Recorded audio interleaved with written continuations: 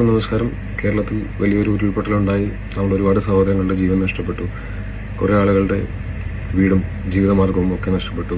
ഒരുപാട് ആളുകൾ ഇപ്പോൾ ക്യാമ്പുകളിലാണ് താമസിക്കുന്നത്. അപ്പോൾ ഈ ഒരു സാഹചര്യത്തിൽ നമ്മളെല്ലാവരും ഒറ്റക്കെട്ടായിട്ട് നിന്ന് നമ്മുടെ കഴിവിന്റെ പരമാവധി ദുരിതബാധിതർക്ക് വേണ്ടിയിട്ടുള്ള സഹായങ്ങൾ ചെയ്യാൻ ശ്രമിക്കണം.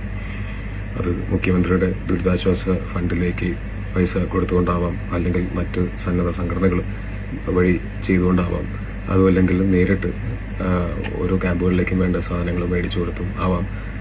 അത് ഏത് രീതിയിലാണെങ്കിലും കഴിവിന്റെ പരമാവധി എല്ലാവരും ചെയ്യാൻ ശ്രമിക്കണം എന്ന് ഞാനും അഭ്യർത്ഥിക്കുകയാണ്.